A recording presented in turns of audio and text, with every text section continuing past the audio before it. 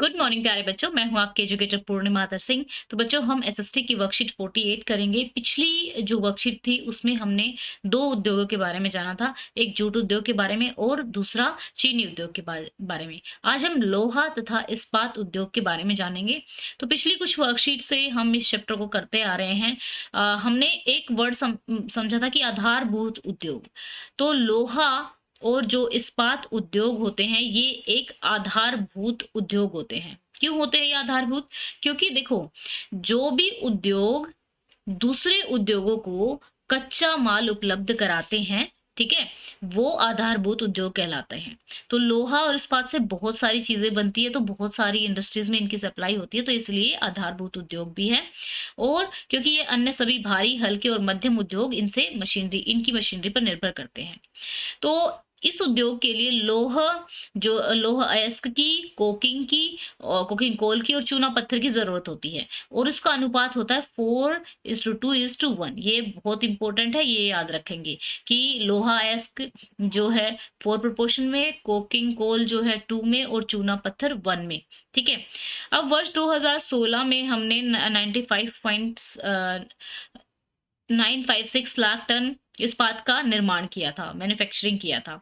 ठीक है। और भारत में ये तीसरा बड़ा उत्पादक देश है, लेकिन इतना मतलब होने के बावजूद भी हम अपनी पूरी क्षमता से जो है काम नहीं कर पा रहे हैं। तो पूरी क्षमता से हम काम क्यों नहीं कर पा रहे हैं, पूरा मतलब प्रोडक्शन क्यों नहीं कर पा रहे, उत्पादन क्यों नहीं कर पा रहे, उसका रीजन हम यहाँ पे देखेंगे। तो अभी देखो, सार्वजनिक क्षेत्र में लगभग सभी जितना भी वो होता है, ये इस्पात जो है स्टील अथॉरिटी ऑफ इंडिया के माध्यम से बेचा जाता है। भारत का छोटा नागपुर के पठारी क्षेत्र में अधिकांश लोहा तथा इस्पात उद्योग संकेंद्रित हैं। लोहा इसकी कम लागत, उच्च कोटि के कच्चे माल की निकटता, सस्ते श्रमिक मिलते हैं, स्थानीय बाजार है वहां पे, तो इसीलिए छोटा नागपुर में ये इंडस्ट्री वहां पे केंद्रित है। अब बात करते हैं कि पूरा विकास क्यों नहीं हो पा रहा है, क्योंकि जो कोकिंग कोल है वो बहुत महंगा आता है और बहुत कम उपलब्ध है, और श्रमिक जो है उतना प्रोडक्टिविटी नहीं दे पाते। ऊर्जा की अनियमित आपूर्ति, यानी कि ऊर्जा यानी कि जो पावर सप्लाई है, यानी कि इलेक्ट्रिसिटी वहां पे प्रॉपर नहीं जाती है, तो काम उतना नहीं हो पाता है।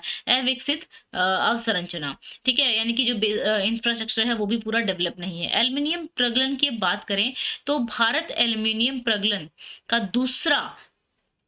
दूसरा सर्वाधिक महत्वपूर्ण धातु संशोधन उद्योग है। ये है, इस पे जंग बहुत देर में लगता है, जंग अवरोधी होता है, जंग लगता ही नहीं है। ये काफी हल्का होता है, ऊष्मा का, हीट का क्या होता है, सुचालक होता है, काफी फ्लेक्सिबल होता है। अगर इसको बाकी धातुओं के साथ अगर मिला दिया जाए तो ये और मजबूत बन जाता है। और आजकल जो है इसने कई सारे जो जैसे कि स्टील जो है, जो इस्पात है, उसको भी रिप्लेस कर दिया है। अब कई इंडस्ट्रीज में इसको यूज किया जाने लगा है।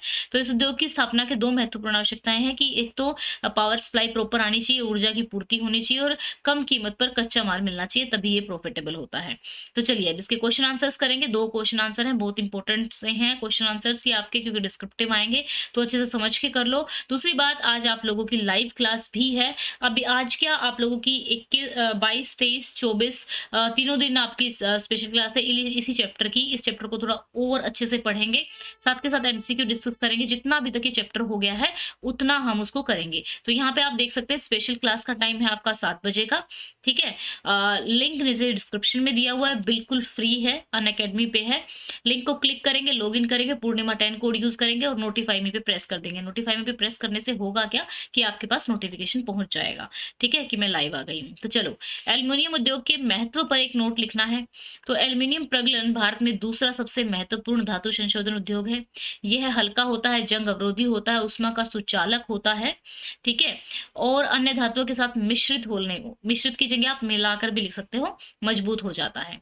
इसका उपयोग विमान, बर्तन, तारों के निर्माण के लिए किया जाता है।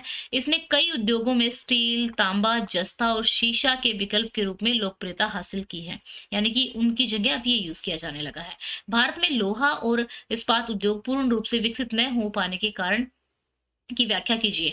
हालांकि भारत अभी भी भारत जो है दुनिया में महत्वपूर्ण देश है जो लोहा और इस्पात का उत्पादन करता है, लेकिन हम अपनी पूरी क्षमता जितना हम कर सकते हैं उतना हम नहीं कर पा रहे हैं।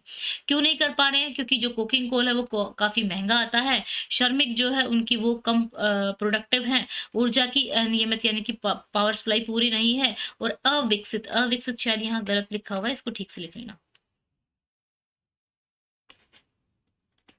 ठीक है, ये आएगा, ये इधर आएगी, ठीक है। अविकसित अवसंरचना, ठीक है बच्चा। तो ये हो गई हमारी आज की वर्कशीट। आई होप सो आपको अच्छे से समझ में आ गई होगी, और आज की क्लास जो है आप लोग अटेंड करेंगे 7 बजे, सो दैट कि आप लोगों का ये चैप्टर पूरा हो जाए। कोई डाउट है तो जितना अभी तक हमने पढ़ लिया है उसमें अगर आपको कोई डाउट है, कोई क्वेश्चन है, तो वो भी आप क्लास में पूछ सकते हैं। ओके बच्चों, thank you, have a nice day, be good, bless.